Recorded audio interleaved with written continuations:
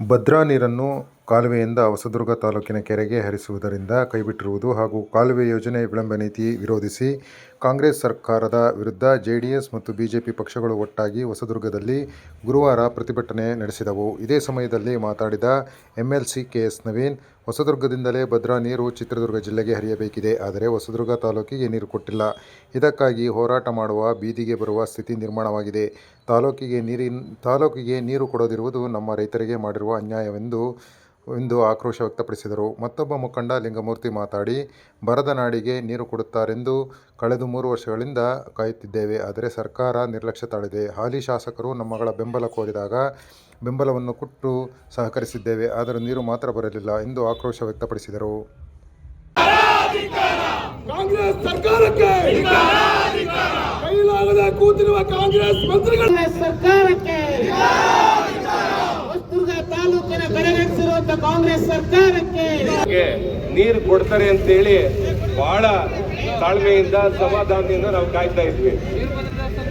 3 ವರ್ಷಗಳಾಯ್ತು.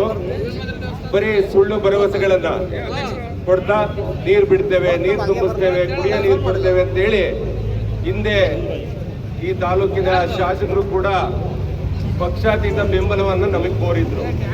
ನಾವೆಲ್ಲ ಭಾಗವಹಿಸಿದ್ವಿ. ಯಾಕೆ ಅಂದ್ರೆ ನೀರು ಎಲ್ಲರಿಗೂ ಬೇಕು. ಬಹುಶಃ ಆಡಳಿತ ಪಕ್ಷದ ಶಾಸಕರೇ ಕೈಲಾಗದೆ ಎಲ್ಲ ಪಕ್ಷಗಳನ್ನ ಬೆಂಬಲಕ್ಕೆ ಕರೆದಾಗ ನಾವು ಮಾನವೀಯತೆಯಿಂದ ಇವರಿಗೆ ಬೆಂಬಲವನ್ನು ಕೊಟ್ಟಿದ್ವಿ. ಆದರೆ ಕಳೆದ 6-8 ತಿಂಗಳಾಯ್ತು, ಬೆಂಬಲ ಕೊಟ್ಟರು ಕೂಡ ನೀರನ್ನ ಕೊಡೋದ್ರಲ್ಲಿ ಇವರು ವಿಫಲರಾಗಿದ್ದಾರೆ. ಅದಕ್ಕೋಸ್ಕರ ಮತ್ತೊಮ್ಮೆ ತಾಲೂಕಿನ ನಾವು ವಿರೋಧ ಪಕ್ಷವಾಗಿ ಇವತ್ತು ನ್ಯಾಯವನ್ನ ಕೇಳುವಂತ, ನೀರಿಗಾಗಿ ಹೋರಾಟವನ್ನ ಮಾಡುವಂತ, ಸರ್ಕಾರದ ಕಣ್ಣನ್ನು ತೆರೆಸುವಂತ ಕೆಲಸ ಮಾಡ್ಲಿಕ್ಕೆ ಇವತ್ತು ನಾವೆಲ್ಲ ಸೇರಿದ್ದೇವೆ. ನೀವು ಇಲ್ಲಿಂದ 100 ಕಿಲೋಮೀಟರ್ ನೀರನ್ನ ಹರಿಸ್ತಾ ಇದ್ದೀರಾ. ಆದ್ರೆ ಅದೇ ಕೆನಾಲ್ ಪಕ್ಕದಲ್ಲಿ 10 ಮೀಟರ್ ದೂರದಲ್ಲಿರುವಂತ ಕೆರೆಗೆ ನೀವು ನೀರು ಕೊಟ್ಟಿಲ್ಲ. ಇದು ನಮ್ಮ ತಾಲೂಕಿನ ರೈತರಿಗೆ ಮಾಡಿರುವಂತ ಅನ್ಯಾಯ ಅನ್ನುವಂಥದ್ದನ್ನ ನಾವು ಇವತ್ತು ಹೇಳೋದಕ್ಕೋಸ್ಕರ ಇಲ್ಲಿ ಸೇರಿದ್ದೇವೆ. ಈ ಅನ್ಯಾಯವನ್ನ ಮಾಡಿರುವಂತವ್ರು ಯಾರು? ಈ ಅನ್ಯಾಯನ ಮಾಡಿರುವಂತದ್ದು ಕಾಂಗ್ರೆಸ್ ಸರ್ಕಾರ.